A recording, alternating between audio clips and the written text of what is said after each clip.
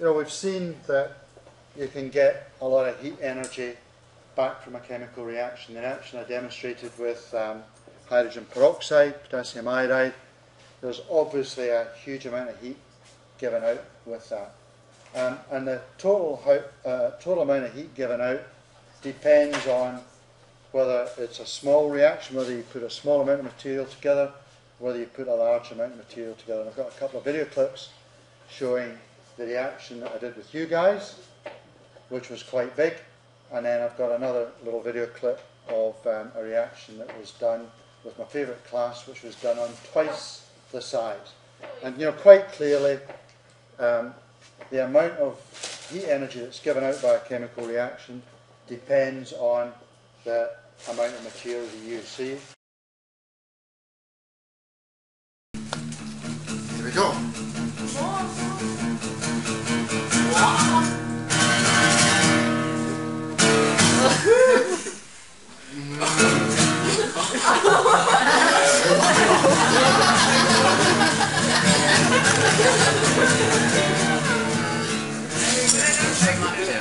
Nice.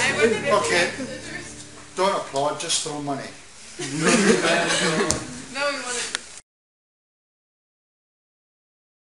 When you're comparing the energy that these reactions give out, you need to have a standard unit that you're comparing with, and that's, as always, it's a mole.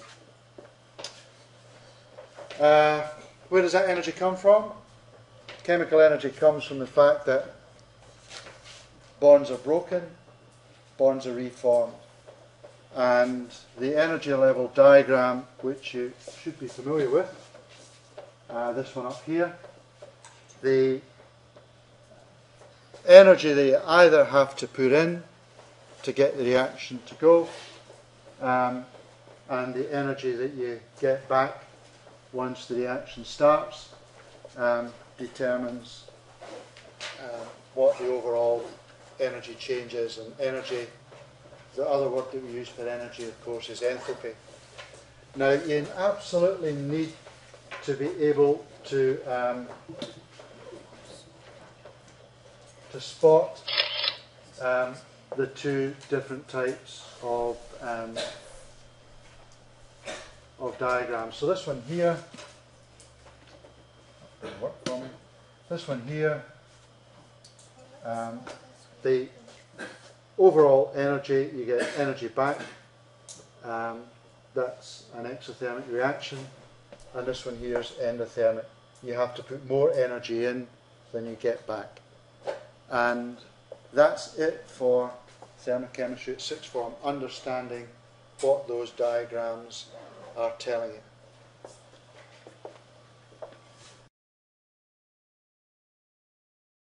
Right, now the problems which you were left to tackle. Let's have a look at those.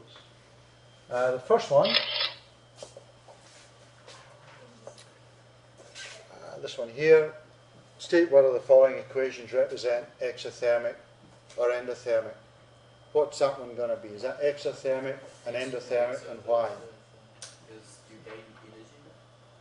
Yep. What that equation is saying to you is that when you take C2H6 and you react it with oxygen, what you end up with on the other side is two carbon dioxide molecules, seawater molecules, but you also get on this side 1,544 kilojoules. And so that reaction is exothermic. And that's what you should have in your books. So let's just make sure that we keep this up to date as we go through it. The second one, nitrogen and oxygen producing nitrogen monoxide.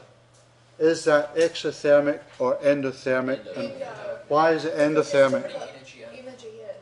Yep, you have to put energy in on this side, and you don't get any more energy back on the other side. The net balance is you have to put energy into it. So it's an endothermic reaction. Now, if that seems reasonably easy and straightforward to you, then you've got the hang of this. That's it. The start of it, anyway. The next one, carbon dioxide reacting with water. to produce glucose and oxygen. So that equation, well, what is that equation there? Those of you who, yeah, but in terms of what, physically, what is that equation? The biologists should be able to tell me. What, it's photosynthesis, isn't it?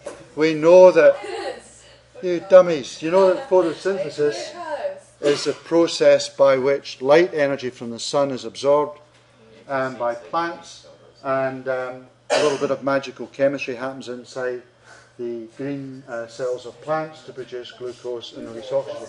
Exothermic or endothermic? Endo. Yeah, you're putting energy into it, it's absorbing energy, it's an endothermic reaction. Good. So what would it be, so if you put energy in and then you also gained energy out? So how would you choose if it was exo or endo? Good question. How would we answer that? Which is more? You'd have to look for the balance, wouldn't you? You'd have to see whether on balance there's more energy in than energy out, or vice versa. What this is telling you, this is this number here is the net result from the diagram.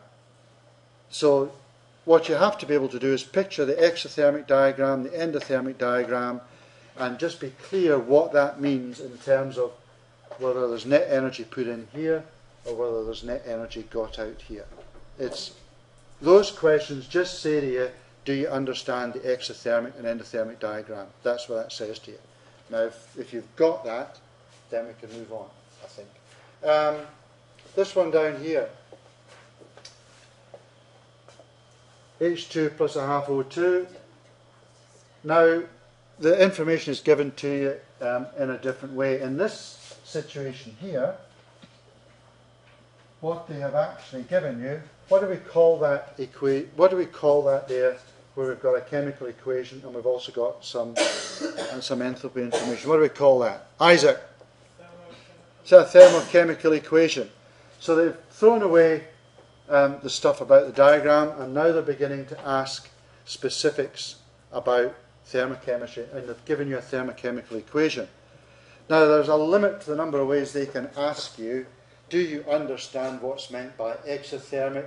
Do you understand what's meant by exothermic?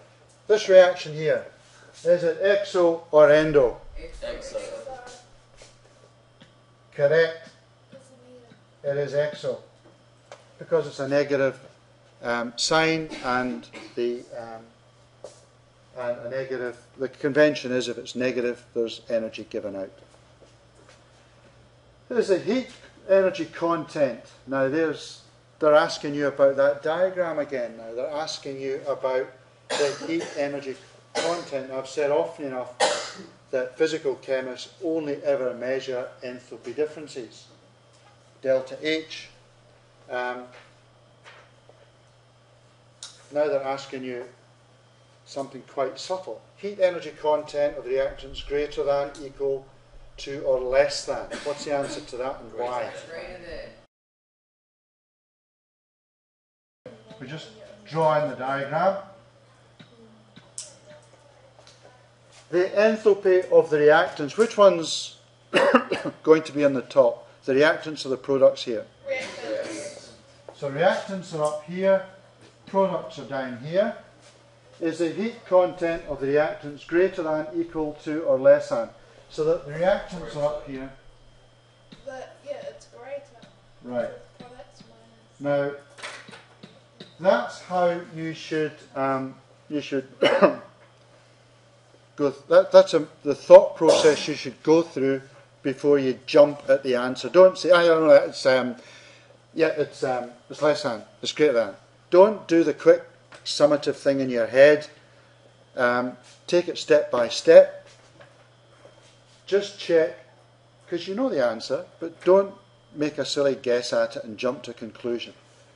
When you know what an exothermic reaction is, when you know what the diagram looks like, just take time to scribble that down somewhere before you answer the next bit. So the energy content of reactants, in this case, is greater.